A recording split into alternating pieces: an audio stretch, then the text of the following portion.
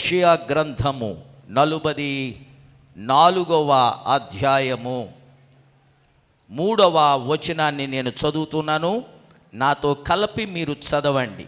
నేను దప్పిక గల వాని మీద నీళ్లను, ఎండిన భూమి మీద ప్రవాహ జలములను కుమ్మరించెదను. నీ సంతతి మీద నా ఆత్మను కుమ్మరించెదను. నీకు పుట్టిన వారిని నేను ఆశీర్వదించెదను.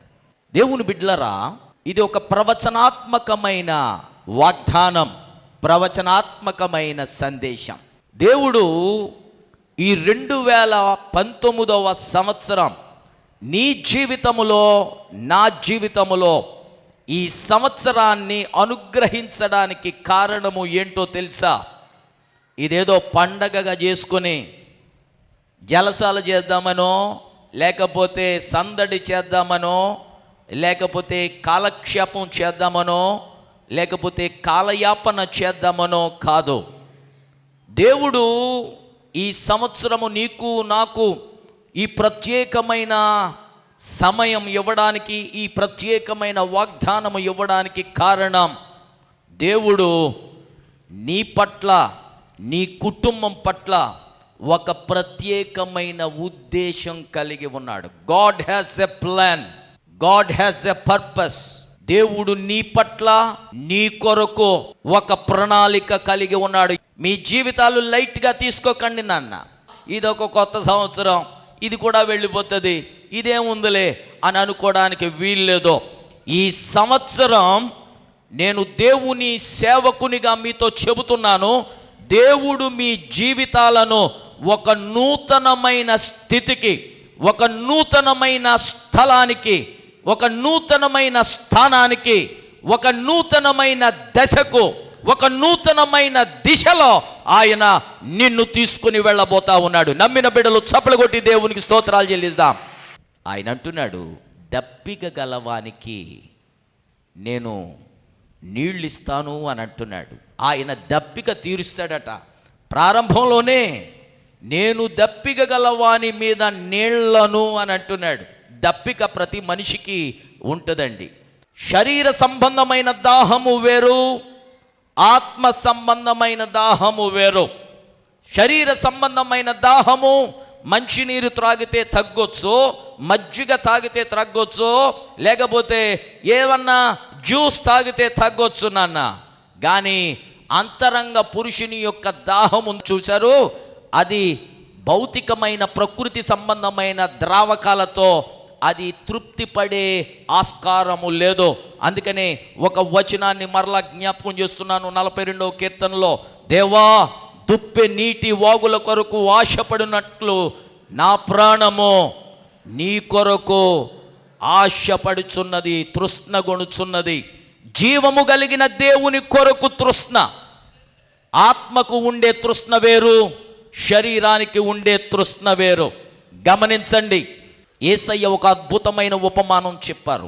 ఒక ధనవంతుడు ఉండేవాడట, వాడు బహుగా సుఖపడతా ఉండేవాడట. వాడింటి ముందు ఒక దరిద్రుడు ఉండేవాడట, వాడికి తినడానికి తిండే ఉండేది కాదట.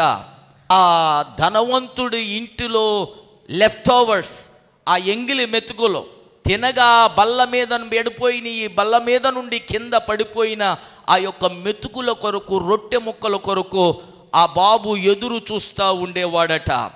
అతడికి ఒళ్ళంతా కురుపులు ఉండేయట. ఆ కురుపులు కుక్కలు నాకడానికి వచ్చాయట. ఎంత దీన పరిస్థితి, ఎంత దయానీయకరమైన పరిస్థితి, దుఃఖకరమైన పరిస్థితి.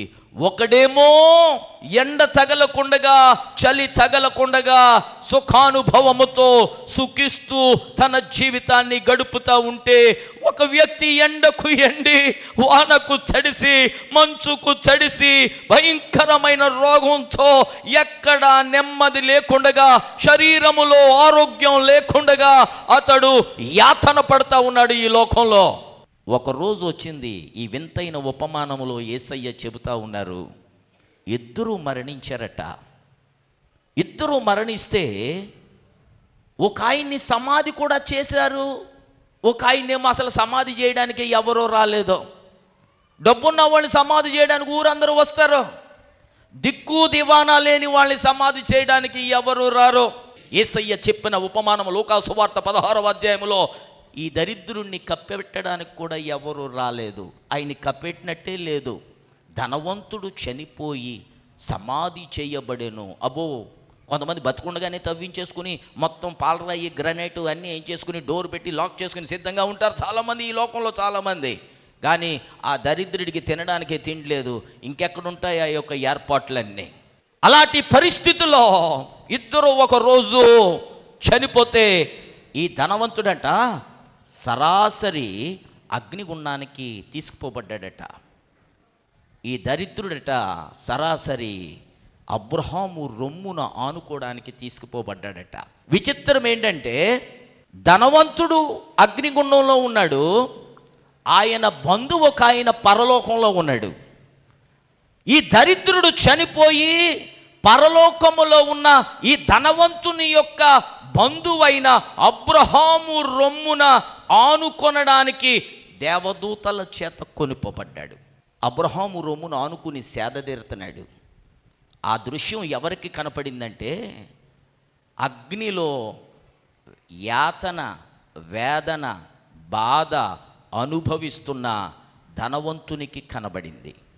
తట్టుకోలేకపోయాడు.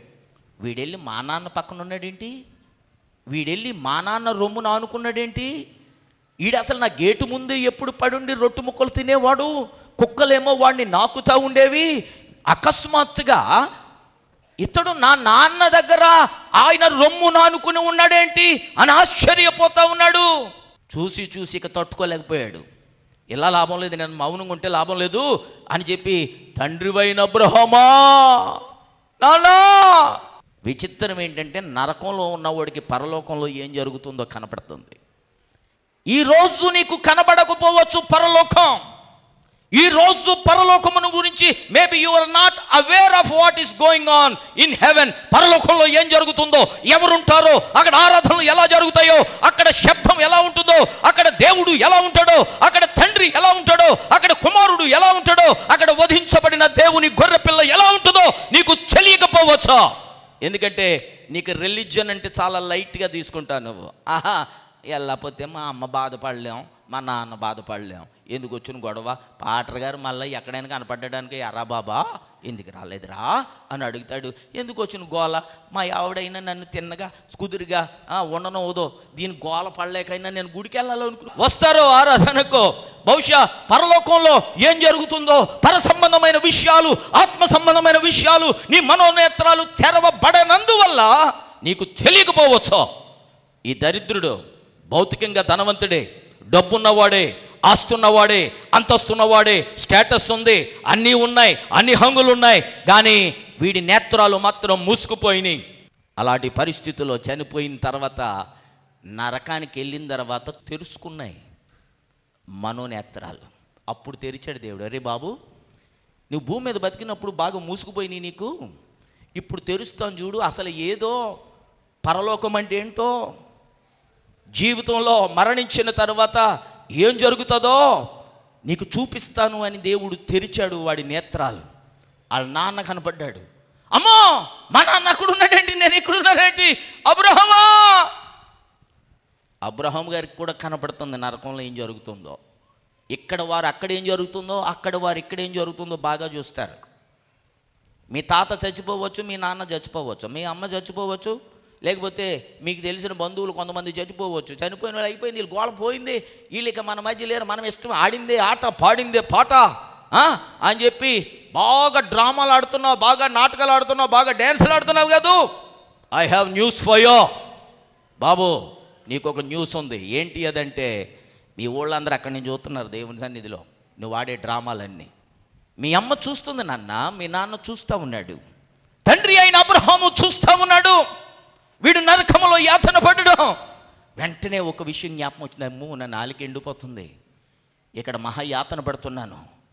అయ్యా తండ్రివైన అబ్రహామా, నీ ప్రక్కన ఉన్న లాజరు నాకు కూడా తెలిసినోడే, ఓ పని చేయి, నేను ఇక్కడ యాతన పడుతున్నాను, నా నాలుక ఎండిపోతుంది, కాస్త ఆ లాజరు యొక్క నాన్న రమ్మడంలే చూసావా, నాన్నని రమ్మన్నో లేదు, వచ్చి నన్ను తీసుకెళ్ళి బాబు అనొచ్చు కదా.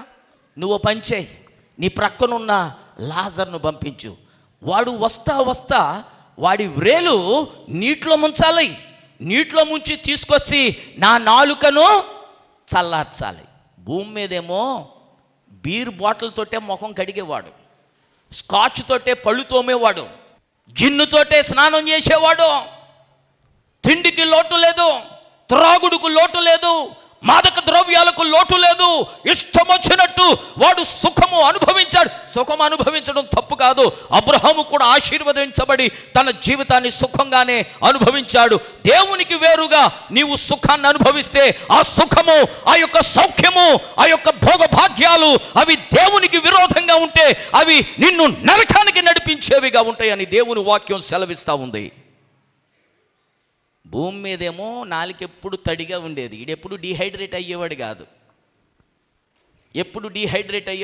ఎప్పుడు ఆన్లో ఉండేవాడు, ఎప్పుడు ఆన్లోనే ఉండేవాడు. మీ భాషలో చెప్పాలంటే ఎప్పుడు గుర్రం మీదే ఉండేవాడు, ఎప్పుడు పలకి మీదే ఉండేవాడు. అక్కడికి వెళ్ళిన తర్వాత అంతరంగ పురుషునికున్న దాహం మొదలయ్యింది. తెలుస్తుంది వాడికి అక్కడ, అమ్మో ఇది తీరే దాహం కాదు, ఇది పరలోకము నుండి వచ్చిన నీరైతేనే కానీ మన దాహాన్ని తీర్చలేదు, పరలోకము నుండి వచ్చిన జీవజలమైతేనే కానీ మన దాహాన్ని తీర్చలేదు అని అంటున్నాడు.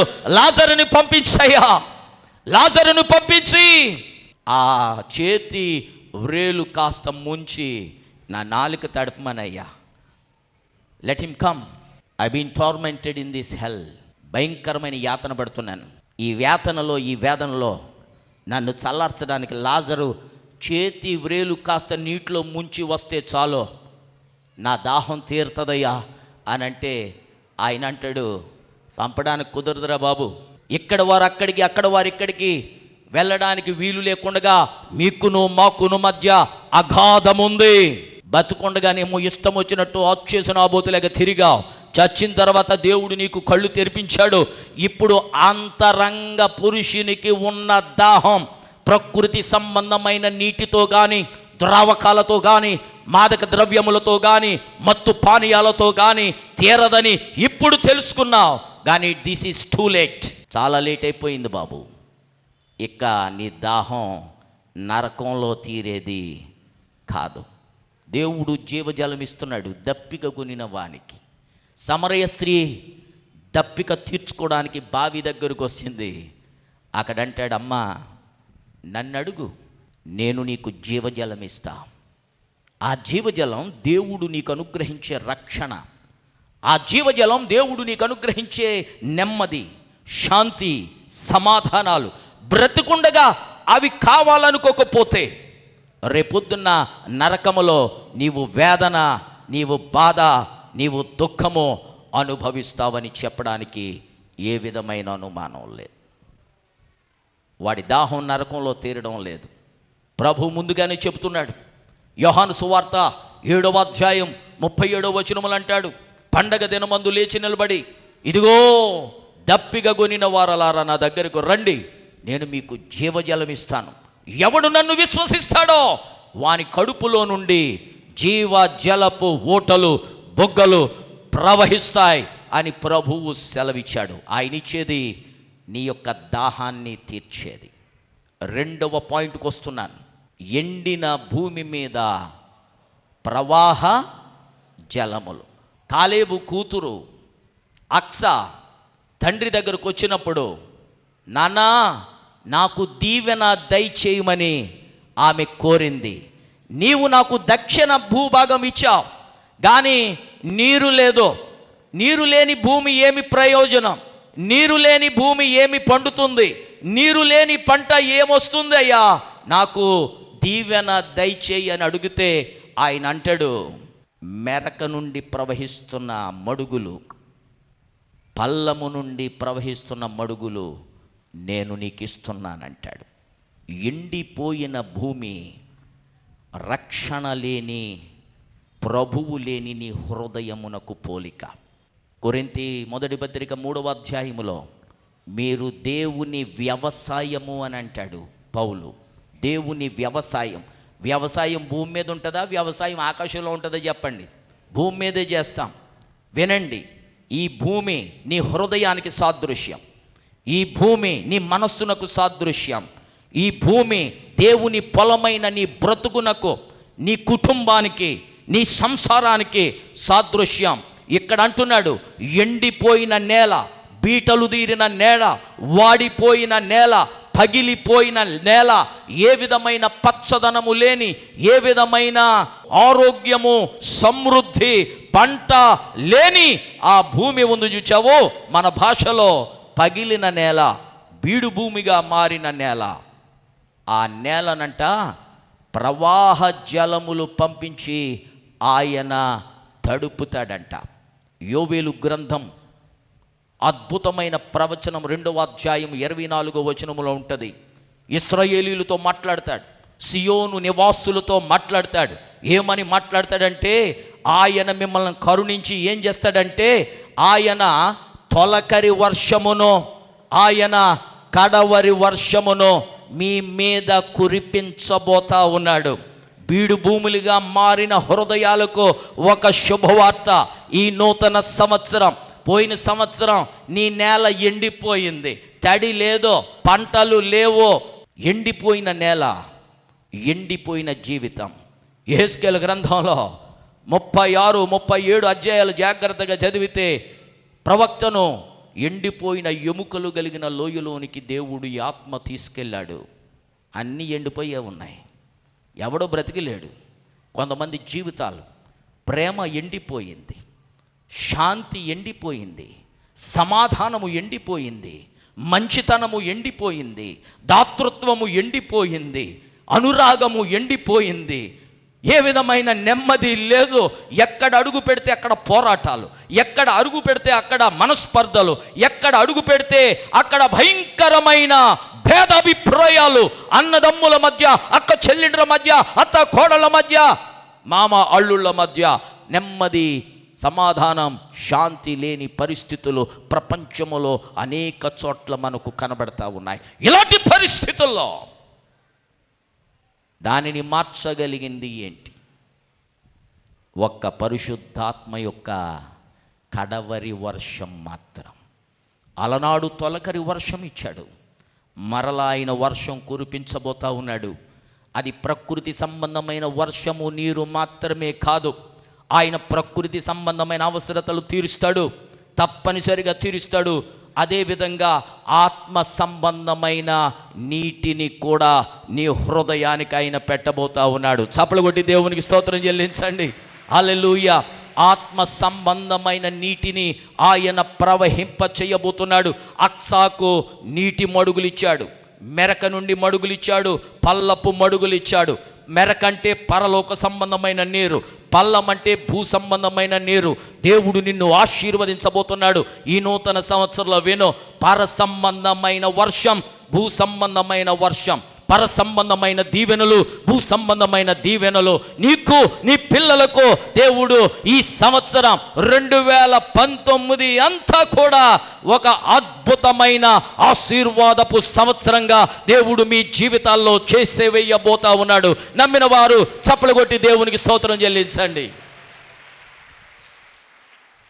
ఎండిన నేలలు అద్భుతమైన పొలాలుగా మారిపోబోతున్నాయి. యేసయ్య పొలమురా ఏపుగా, ఎండిపోయిన నేలను చూసి భలే ఉంది పొలం అని, ఏపుగా ఉందని ఎవడైనా పాడగలడా? ఎండిపోయిన చెట్లు ఉంటాయి, ఎండిపోయిన చెట్లు ఎవడైనా అగ్గిపుల్ల వేస్తే దండమంట కాలిపోయి మండిపోతాయి, ఎందుకు పనికిరా, బూడిదైపోతాయి. వినండి, ఎండిపోయిన స్థితిలో నుండి బ్రతికించే స్థితిలోనికి దేవుడు యెహెజ్కేలు గ్రంథములో ఎండిన ఎముకల మీదకు జీవాత్మను పంపించి, శరీరాన్నిచ్చి, చర్మాన్నిచ్చి, కండరములనిచ్చి, భయంకరమైన మరణపు లోయలో ఉన్న ఆ ఎముకలను జీవాత్మను ప్రవేశపెట్టి బ్రతికించిన దేవుడు ఈరోజు చచ్చిన నీ ఆత్మీయతను బ్రతికిస్తానని ఆయన మందిరములో సెలవిస్తా ఉన్నాడు. నమ్మిన బిడ్డలు చప్పలు కొట్టి దేవునికి స్తోత్రం చెల్లించండి. హల్లెలూయా. ఆయన కురిపించే వర్షం కడవరి వర్షం, అది బ్రతికించే వర్షం, అది నీ భూమిని తడిపే వర్షం, నీ పొలమును బ్రతికించే వర్షం, నీలో ఆత్మీయతను బ్రతికించే వర్షం, నీలో అభిషేకాన్ని బ్రతికించే వర్షం, నీలో పరిశుద్ధాత్మను ప్రవహింపచేసే వర్షం, నీలో స్వస్థతను ప్రవహింపచేసే వర్షం, నీలో ప్రవచనాలను ప్రవహింపచేసే వర్షం, నీలో దేవుని యొక్క కార్యాలను జరిగించే వర్షం. ఆ వర్షము కొరకు దేవుడు నిన్ను సిద్ధం చేస్తున్నాడు. ఆయన ప్రవచనం ఉంది, అంత్య దినముల యందు ఆయన ఆత్మ సకల జనుల మీద. ఆ పాయింట్ మనల్ని 3వ పాయింట్కి తీసుకొస్తుంది. నీ సంతతి మీద నా ఆత్మను కుమ్మరించేదను. నీ సంతతి మీద. దేవుని వాగ్దానాలు కేవలం అబ్రహాముకు మాత్రమే కాదు.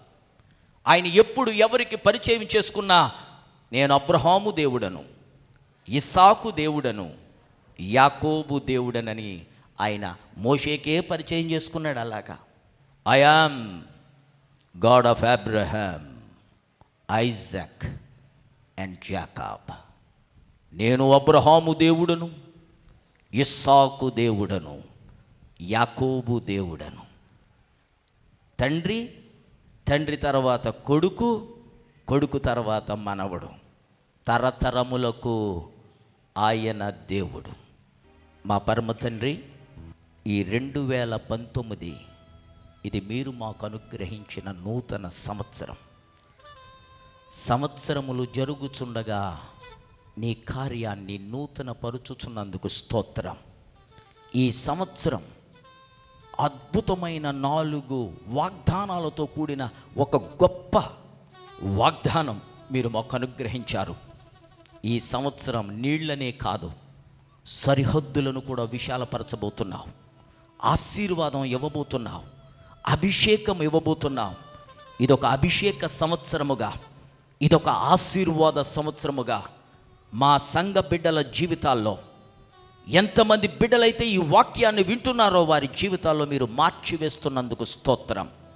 కీడు నుండి, శోధన నుండి, శత్రువు యొక్క ఉచ్చు నుండి, అపవాది తంత్రముల నుండి, దురాత్మ శక్తుల దాడి నుండి ఇదిగో నీ బిడ్డలను పస్కా గొర్రె పిల్ల రక్తమును ప్రోక్షించి ప్రతి బిడ్డను మీరు ఆశీర్వదించి ఉన్నతమైన స్థితికి నీ బిడ్డలను నడిపించండి. శోధన నుండి తప్పించండి. ప్రతి చోట నీ ఆశీర్వాదాన్ని ప్రవహింపచేసే పాత్రలుగా వాడుకొనండి. వీరినందరినీ రాక్ సంఘానికి తీసుకొచ్చావు, నీకు వందనాలు. వారు చక్కటి సహవాసంలోకి తీసుకొచ్చావు. వారిని నాటండి, వారిని రక్షించండి, వారిని అభివృద్ధి చేయండి, దీర్ఘాయుషుతో నింపండి, ఆయురారోగ్యములు ప్రసాదించండి, ఏ లోటు లేని జీవితాన్ని ప్రసాదించండి, అపవాదిని బంధించండి. ఇదిగో నీ యొక్క జీవము కలిగిన పరిశుద్ధమైన ఆత్మీయతలో వీరిని అభివృద్ధి చేసి నీ మందిరములో నాటబడిన వారై వారు వర్ధిల్లడానికి నీ కృపను విస్తరింపచేయండి. ఆశీర్వదించి మహిమ పొందండి. యేసు నామమున అడుగుచున్నాను మా పరమ తండ్రి. మన తండ్రి అయిన దేవుని ప్రేమ, రక్షకుడును మన ప్రభువును, రాబోచున్న రారాజు అయిన యేసు క్రీస్తు కృప, పరిశుద్ధాత్మ దేవుని సన్నిధి, తోడు, నీడ, సహవాసము, దేవుని ప్రియజనమా, ఆయన రెండవ రాకడ వరకును మనకందరికి దయచేయునుగాక. ఆమేన్. Our phone numbers are 9440272335 and 99590479993 and 08832462 408. May God richly bless you.